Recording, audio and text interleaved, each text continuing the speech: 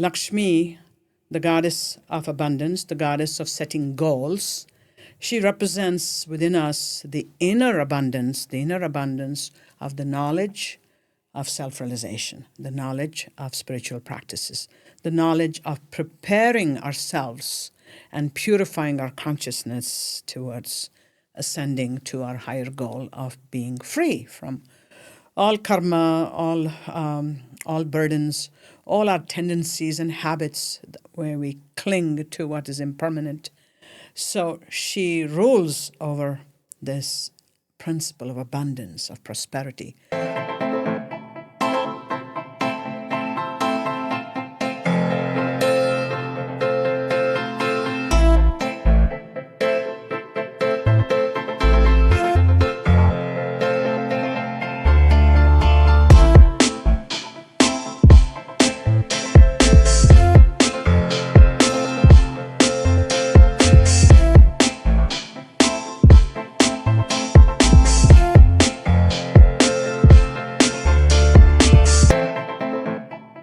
If you're within the sound of my voice, you are listening to the Sterling Spin podcast, and I'm excited to bring you a new spin on living, loving, learning, and sometimes laughing too. I'm also committed to develop and bring and learn from guests solutions for your well-being. I'm Liz Sterling. I want to welcome you to today's program. I am thrilled over the top because I met someone who has big, beautiful energy. And the second I saw her, I felt as if there was a glow, or sometimes people will call it like an aura around this woman. I didn't know who she was, but I'm excited to extract the knowledge and wisdom that she has and share it with you. Her name is Sreedevi Bringi. Is that it? Bringi. Sreedevi Bringi. We are graced with a luminous guide, a scholar, a mystic, a teacher who carries the breath of the Vedas and the heartbeat of the divine feminine. She walks the path of Shakti, and we will find out more about that. And through story, mantra, meditation, Sreedevi opens portals into the ancient sciences of consciousness while helping modern seekers come home to the truth of who they are. Join us as we explore the radiant teachings that she carries about devotion, the inner flame, and what it means to live with reverence, strength, and with soul. I welcome you to our show. Thank you for coming on the Sterling Spin. Oh, thank you, Liz. It was amazing to hear your description and offer that all to her. To her who I'm named for. Sreedevi she's, one of the names of the divine feminine in India, the goddess traditions. So the goddess of auspicious wisdom, the goddess of inner abundance, that is Shri or Sreedevi. So thank you for this welcome. I'm already feeling the air get very delicious in here as you speak. It's like you're igniting a flame. And I've learned over the years that even though we as humans are attracted to things on the outside, and I think of a flame immediately, like, oh, a campfire, a big flame, I sense that you've ignited a flame within. Mm-hmm. And as a teacher at Naropa University for many years, there were many flames that you ignited. And I'd like to dive right in and talk about the inner flame. And what is it? And is it accessible? Yes. Well, the flame within us in Sanskrit is called Jyoti. So Jyoti is that eternal burning flame within us when we use light as a metaphor for consciousness. So divine light. And to know that I am divine light then is very empowering for all of us because normally we never stop to think and self-reflect of really, who am I? Who am I? What am I? And how is it that I can speak and sing and be and smell and do all the things I'm doing, but to stop and say, what is pervading all of this? We can never ask, how is this all brought about? Because those are the questions of the unknowable reality. But we can always ask, how in my experience of this reality can I go to the core of my being? So that is the inner flame. And in Tantric Yoga, we visualize the inner flame as an inner pillar of golden light, passing right through the spine, connecting us to the earth, and then going endlessly into space. And Jyoti, or that divine light within, is paraphrased in our ancient texts, particularly texts called the Upanishads, which means sitting close to the teachings, sitting close to the teacher. I didn't know that. Yeah. That's the book called the Upanishads. It's a series of outpourings. We can call them books, but they're really a series of prose and poetic outpourings by great sages, say somewhere between 1500 BC and 500 BC or even later. You've already used a few words and you've begun to describe. So Jyoti, Jyoti. Yeah, Jyoti. Jyoti. Jyoti. Yes. Is the inner flame Yes. that is the inner light. The inner light yes. that is each of us. I'm not going to say is even each of us. within. It is us. Each of us, We've yes. been seriously conditioned away from thinking anything along those lines. And we live mostly in our identification of who we are, what we do, our gender, where we grew up. All of those are what we identify. That's traditional. It happens to everyone. Yeah. And so it's like we forget that there's an essence of light of which we are. And that's something that you're saying, hey, right now, you can remember that you are more than the sum total of your experiences. You're something greater than that. Then you spoke about Tantra. And you spoke pretty rapidly in that there's something below us, there's something above us, and it moves up through the spine. It's a visualization. Okay. So, as there are symbols and visualizations in every culture for most mystical types of concepts, since we have to visualize them in some way. So light is a visualization in all cultures, for our own consciousness within. So Jyotiraham is the title of this poem, which is about divine light in the Upanishads. Upanishads are a series of outpourings, can be seen as sacred texts, dialogues on the nature of the self. They're all dialogues, just like we are dialoguing now. So it's a dialogue between teachers and students, or a teacher and a king. I understand what you're saying. It's like a teaching comes down, and then people discuss it.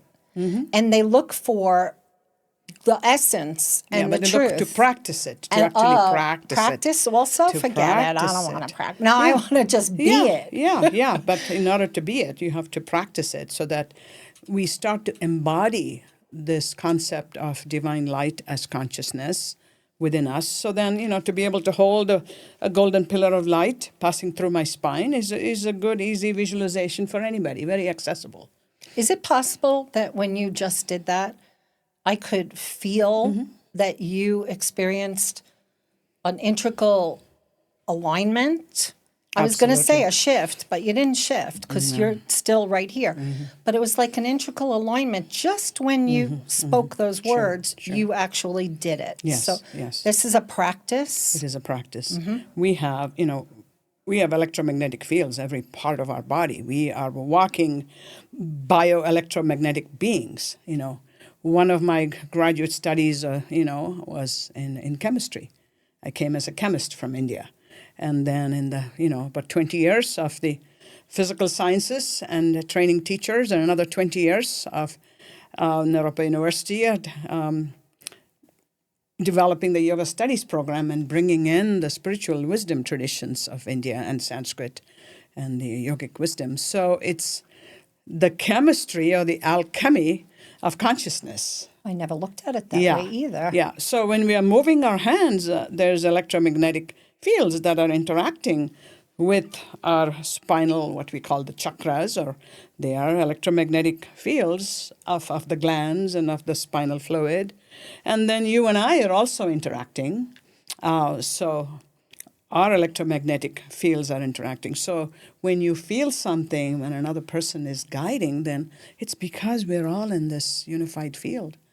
We are continuously, we are coming into some alignment, as you mentioned. So when we can bring in breath, sacred sound, Sanskrit is a very conscious, sacred language, as are other sacred conscious languages like, Latin, Arabic, Hebrew, Aramaic, the old Egyptian. But Sanskrit has continuously been available in India for this purpose of using sound as a vehicle for consciousness. And so when we say Jyotiraham, I'm using tone, chant, saying, I am divine light. Say it again. Do it again. Jyotiraham. Wait, can we do it together? Om Jyotiraham Viraja Vipapma Bhuyasam Swaha Om Atma Me Shuddhyantam Jyotiraham. I am that embodied consciousness, Atman. Me, within me, Shuddhyantam, purify my being, because I am identifying with my whole being as divine light. Jyotiraham. So just to have that, the willing that to manifest within us consciously is so powerful. And then you combine it with tone, sound, breath, and the inner meanings of these words that with practice we embody at deeper and deeper levels so we can be the light. So using the sound of ancient Sanskrit, and most people know the word Om, like Yes. that's the traditional Sound. one. Sound. Using it's not the a word. sound, it's not a right, word. Using the sound of what most people know is Om, because everybody's doing it in yoga at the end of their classes. That has a resonance that the body can respond to. And will that help a person to shift their identification, to understand that they are light, and why is that important?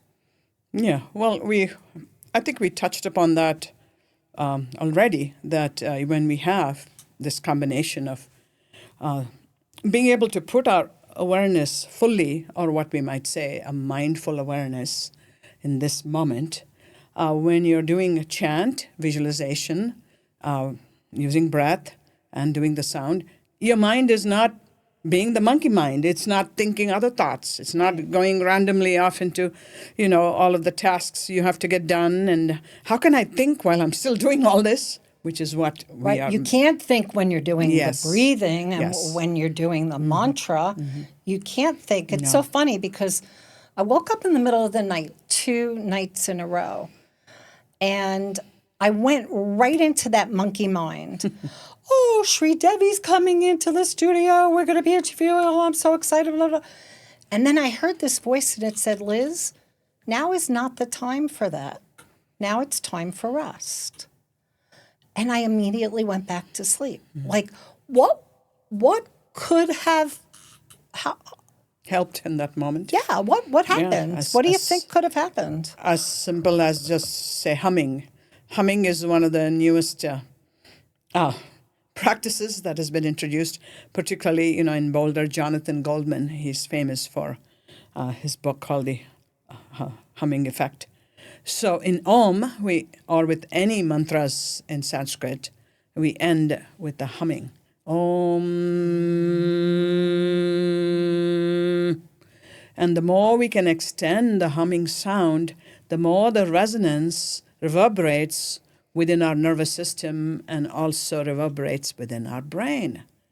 So and in that reverberation and in those tonal changes that we're using, that brings either stimulation or it brings relaxation, depending on what our purpose is. There are activating mantras, there are pacifying mantras. We have the Shanti mantra, which is well known to people in yoga or in kirtan music, which is a sacred devotional music of India. And so that is Om Shanti Shanti Shanti. So 3 tones are used in this type of what is called Vedic chanting. So Om Shanti. So, it either goes down, goes up, comes to the center. Shanti. And the word Shanti means peace, pacification, silencing of the monkey mind. So when you have mantras just for that purpose. Or if you want to activate, then we have mantras for activation. What are we activating? We are activating our own ability to act, to be active, especially if we are, in lethargy, we are just feeling lazy on the couch. Oh, for energy. Yes. Yeah. Got it. But or depression, so to be able to awaken us, into being active in the world. So there are activating mantras too, and so the mantras for activation, for instance, we can activate the elements within us. We can harmonize with the elements within us. We can come into a conscious embodiment of the 5 elements within us: earth, water, fire, air, and space. So, earth element, root chakra, the mantra is Lam, lam, lam. Just do it with me. Lam, lam, lam. Everybody. Lam, lam, lam. So that's awakening the earth element within us, the sense of solidity, the sense of structure, the sense of being grounded. In depression, we can take that to the extreme. We are so passive. It's difficult to just simply say, "Oh, get off the couch, just come." No, there can be a fundamental biological depression. There is situational depression. Right. But whichever type of dormancy there might be in our own consciousness, we can awaken from that with using a chant to come out of it. Lam, lam. And then the fluidity of the water element in our bodies. That's the 2nd chakra, the pelvic chakra. That mantra is Vam, vam, vam, vam. So I'm rising up the tonal scale, like, in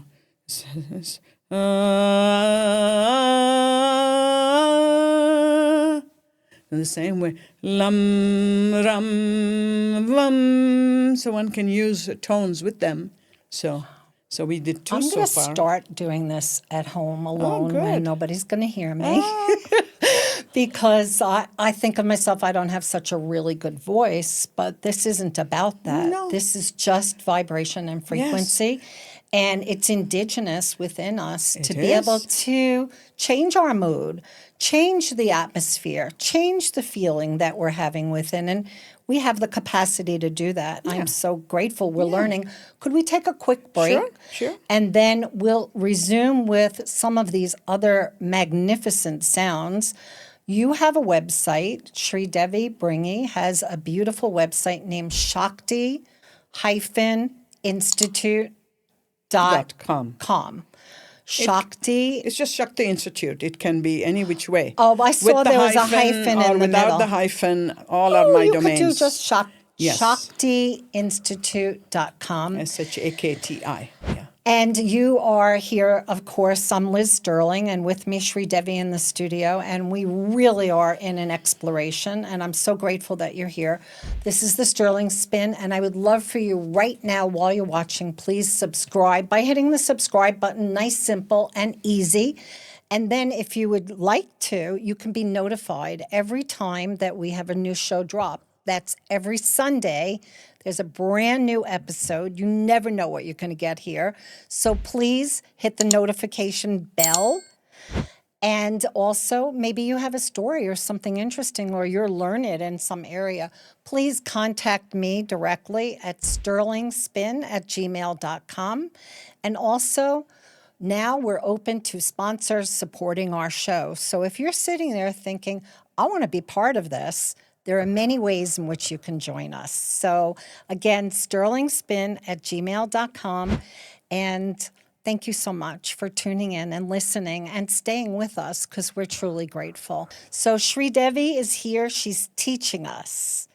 So you're offering me something that I can do at any moment, at any time, in order to either reinforce or to change the feeling that I'm having or the atmosphere. So we just did Lam, Vam.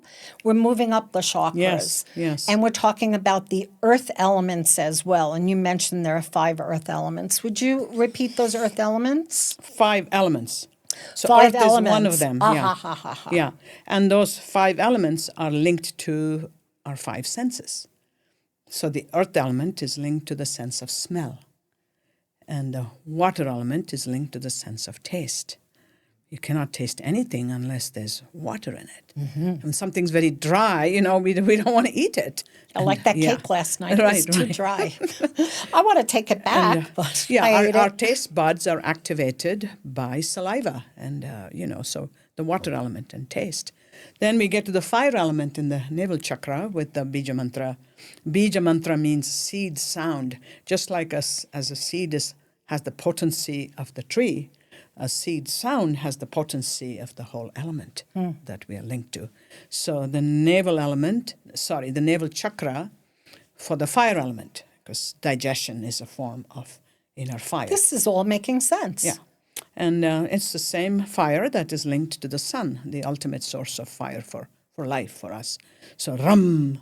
So the ability for the tongue to be able to make that sound hovering between the palate and the floor, that sound is linked to the earth element. Ram. So it activates. That's an energetic activation right there. Sure is. Ram, ram, ram, ram, ram, ram. And then we come to the heart chakra, and the heart chakra is linked to the air element. And the air element is also linked to our sense of touch. So the air element, the Bija mantra or seed sound is yum, yum. So you kind of have to widen your mouth to say the ya. So it's kind of the cheeks have to widen. So the widening of the field of our engagement with the world. This is the relationship chakra. This is how I relate to myself. Heart connection. It's also the largest electromagnetic field of our bodily chakras, other than the brain field. So we're interacting, I, you, me, we. And then we come to the throat chakra, or the space element. Space is not really a physical element. It's what we would call a derived element. It's something we know all other elements occupy space. And we also know the universe is expanding slightly. So space and time are interwoven together. And so the Bija mantra, seed sound for that, is hum, using the breath. So the breath, the very sound of breath is linked to what might be a metaphor for a sound of consciousness. So in Tantric Yoga, which honors the divine masculine, the divine feminine masculine is called Shiva, divine feminine is called Shakti. So the very breath of Shiva is called hum, and the deity Shiva rules over the throat chakra. Every chakra has deity principles, masculine and feminine again. So hum, So you're bringing that Yeah, it's like a bellows breath. Come deep from the abdomen and bring it all the way up, and then using the mouth as the vehicle to exhale the breath. When I'm bringing that breath, and you talked about space, but space is derivative, so it's not just space, it's space and time. When I bring that breath up and out, am I like occupying more space? Am I changing the space? What would be happening with it? I think we are creating a space-time interaction there, because breath is time. So it's So I'm coming into the present. When I'm doing something like that, I am literally taking space and time, and I'm almost collapsing you're it in so that you're I'm in it. coming in it. I'm in the center of this Absolutely. now moment. Yeah, I think of it like the infinity sign, but coming to the dynamic center, and so space and time collapse in that moment. When we do a deep inhale, so we are linking what we say to cosmic prana. Prana being not just breath in Sanskrit, but prana is the life force. And it is also the field of the energetic environment we are in that supports life. So there's cosmic prana and there's individual prana. And then there's got to be earth prana There's too. earth prana. All of the 5 elements have their prana. So they all have prana in them. Yes. Now, you spoke in reference to Tantra. And again, these words are Sanskrit words. Yes. And they're so familiar with you, not so familiar with us, with the audience. So we spoke of Tantra, but you mentioned the chakras and the elements. And I mentioned the divine masculine, divine feminine. And you mentioned Shiva. Shiva and Shakti. Shiva, like all around in here. And Shakti, Yes. the divine masculine, divine feminine. Within us. That is within us. Which It's is not consciousness. Consciousness is viewed as the divine masculine, and the manifestation of consciousness is the divine feminine principle, or Shakti. And each of these 2 principles, Shiva and Shakti, have a multitude of ways in which they are depicted. So I'm seeing the yin and the yang. They can be linked. That They can be linked. Is that the because idea? They are separate cultures. Okay. But nevertheless, in the West, all of them come together, so there's a confluence. Wait a second. I like what I'm hearing you say. Yeah. In the West, they've all come together. So you mean Buddhism and Hinduism and Islam and Taoism and Judaism and It's a Rumi. confluence. Where did Rumi? Sufism. Yeah. So everyone has come to the West bringing their own traditions, their own history, their own religions, their own backgrounds. So here, when you come to the West, you said it's a confluence. We have like everything all mixed with each other. I don't know about mixed. I think they exist in their own domains. And then as spiritual seekers who wish to make an integration for themselves will seek them out.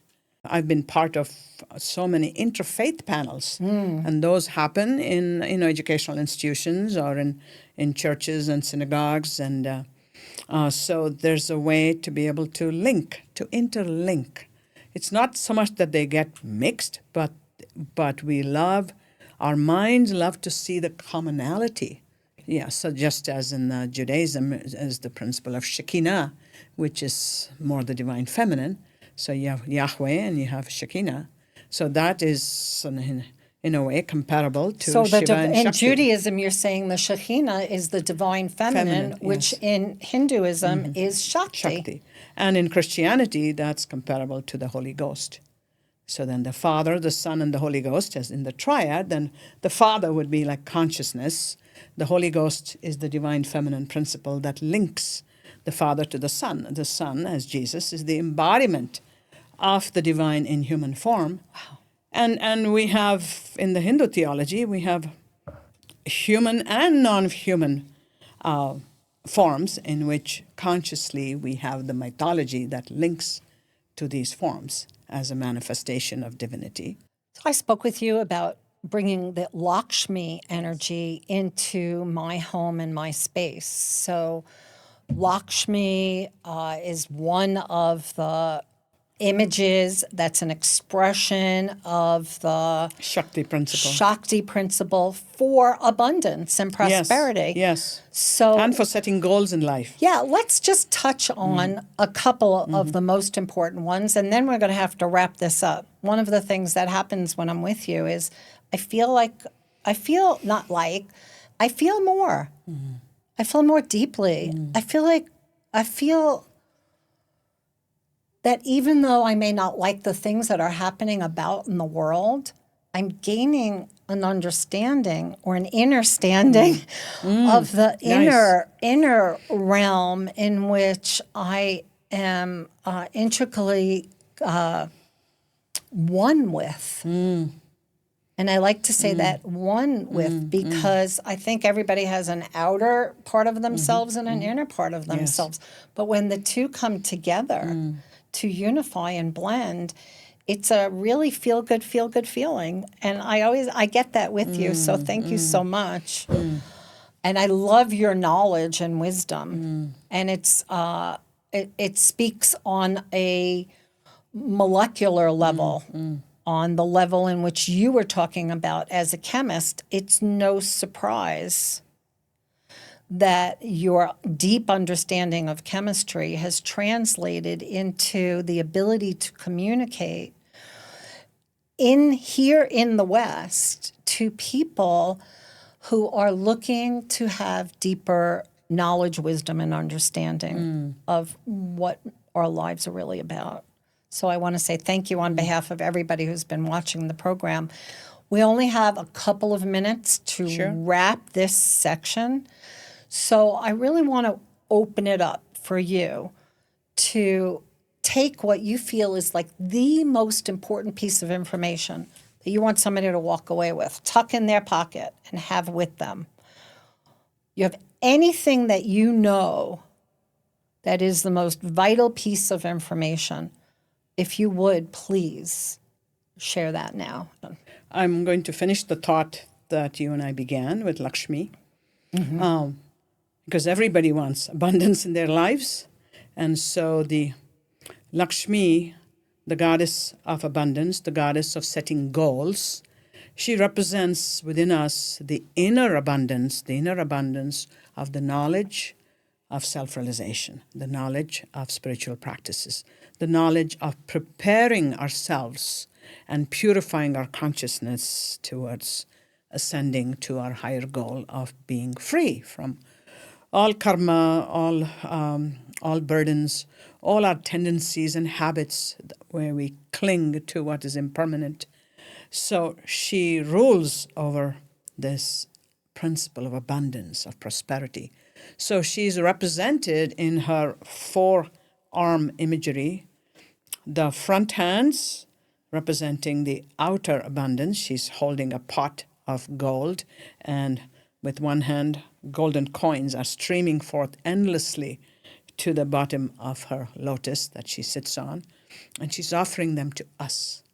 Like, we first want to pray for, a better house, be able to feed the children, to be generous to those who don't have, all of the ways that we seek the outer abundance. Then she guides us to her backhands, which is the subtle realm, the inner realm. And she's holding two lotuses, which represent our journey towards self-realization.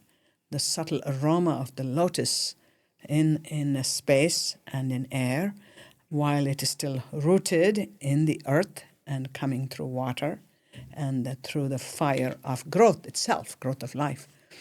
So all the five elements are revealed in the growth of the lotus plant into full bloom. So the aroma of the lotus is such a reminder. So any smell, aroma of a flower can take us into that journey right away. Anytime we touch something, we can be in that, I'm touching gold. I can be in the embrace of Goddess Lakshmi. Anytime I hear the sound, Om Mahalakshmi Namaha, Om Mahalakshmi Namaha, Om Mahalakshmi Namaha. That is the mantra to honor Goddess Lakshmi.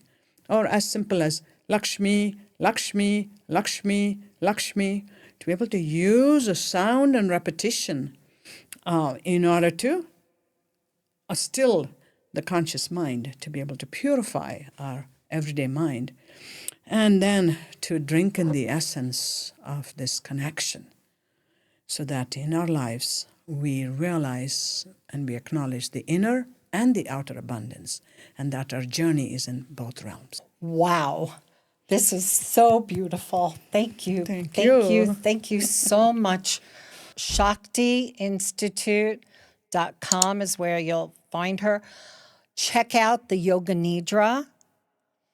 And if you want to find out more, you'll jump online or you'll stay with us as we move into inviting you to become a patron of our program.